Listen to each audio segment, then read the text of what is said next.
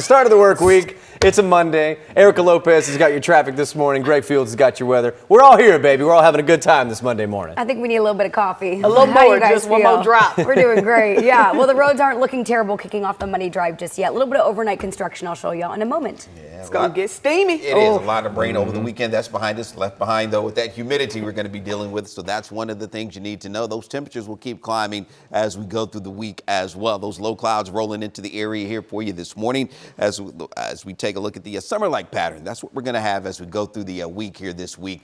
Temperatures, again, will be well into the 90s. Heat index is going to be up over 100, especially later in the week. So we'll talk more about that for you coming up here in just a little bit. Rain chances, not zero, but they're going to be very slim in the next several days here. 77 degrees taking you out to our studios now. Those winds out of the south at 10. It's going to be a little breezy for you heading on out the door this morning. Everyone in the upper 70s to around 80 degrees, in fact, this morning. Heading out to Denton, you're at 79, 78 as we get out to McKinney. So here's how your Monday will shape up. Starting out mostly cloudy, becoming mostly sunny as we head into this afternoon. We're going to be up around 91, but again, that heat index today, it's going to be around 100 what that feels like temperature, and that's not going to change over the next few days. So more on the rest of the week coming up in just a bit, but now let's check the traffic for the first time this Monday morning. Over to Erica. All right, Greg, thank you so much. Yeah, right now we are following some overnight road work here. Just want to get you acquainted with where this is on the map this morning. It's in Tarrant County, and it's along 360 where you're seeing that purple highlighted on the map here is where we're actually dealing with an overnight closure here at 5:02 this morning along 360 and New York. So a little bit south of Arlington through the Mansfield area. Right now we are dealing with the closure on that southbound side. Northbound lanes are open. Right now 287 is going to be a good workaround option if you need to plan out your drive this morning. That is going to be something that you want to think about to not get stuck in the closure. We typically see these things clear by 5 in the morning, sometime between 5 and 6, so I'll keep a close eye on that for you. This is a look at things in Denton County. We are quiet at 35E and the 35W split, and the rest of our roadways as you plan out your drive looking pretty good. Overnight closures throughout the weekend at 75 and the Bush Turnpike are clear, and we're open along the ramps here as well. Matt, I'll send things over to you. All right, thank you so much, Erica. New from overnight, police are investigating a homicide in Fort Worth. It happened just before 10 last night on Nursery Lane and White Settlement Road. When officers got to the scene, they found a man shot in the road. They tried to get him help, but he sadly died at the scene. Investigators say a person of interest was taken into custody, and right now it's not clear what sparked that shooting.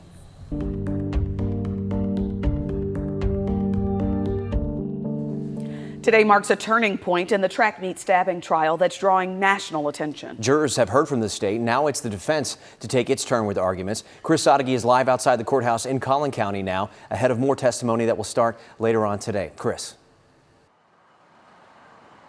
Well, Matt, this will be the first full day that the defense has to present their case. They got about a half day on Saturday after the state rested their case. The defense, in their half day of work, were able to call a coach and a teammate of Carmelo Anthony's at Centennial to talk about the culture at track meets, particularly athletes moving around the bleachers or even underneath another school's tent. They will try to convince the jury that Anthony was not the aggressor and acted in self-defense based on the totality of circumstances.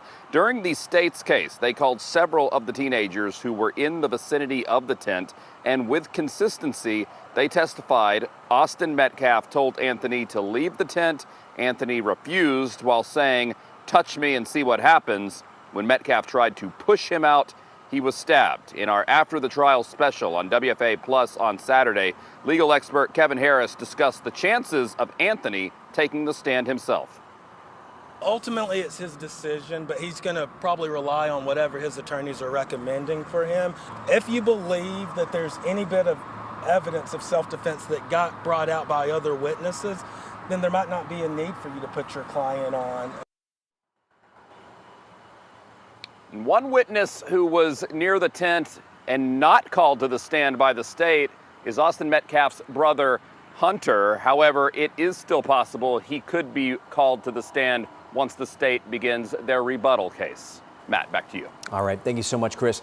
WFAA will be your eyes and ears in the courtroom. You can get more context on what's happening with our nightly special after the trial. It's streaming on WFAA Plus every day while court is in session.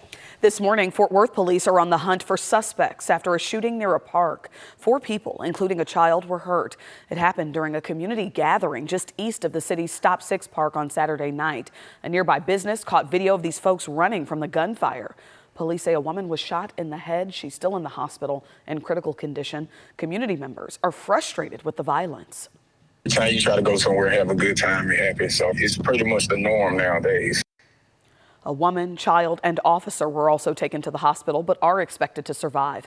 Police are asking anyone who may know anything about the shooting to reach out to the department. New overnight, Israel and Iran are trading attacks again in the region as the war in Iran passes the 100-day mark.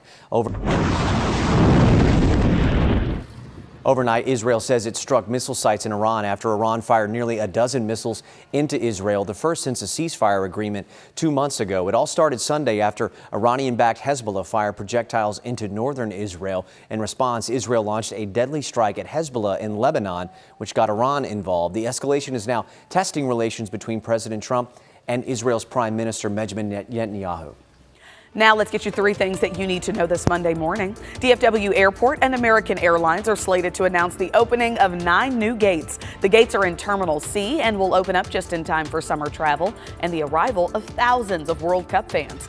The airport is also expected to give updates this morning on several ongoing construction projects. Jack County commissioners are putting off a vote on a new data center in the southeast corner of the county. It's because residents there did not get proper notice before the meeting. The proposed data center would take up close to 1,000 acres of land. Commissioners plan to reschedule a public hearing to later in July. Next week's UFC event at the White House could be canceled. A lawsuit argues the ring did not get congressional approval or an environmental review. The Trump administration claims the event has congressional backing as part of the United States' 250th birthday celebrations. The lawsuit says the event has nothing to do with America's independence. Instead, it coincides with the president's 80th birthday.